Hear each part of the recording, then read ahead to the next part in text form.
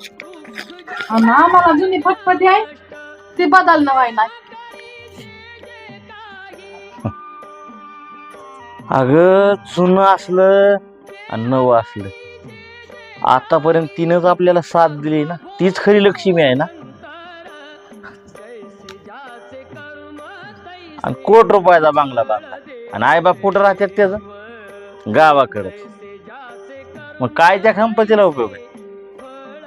आणि तू तिला नाव ठेवतीस. दुखात कोण होतं आपल्यासोबत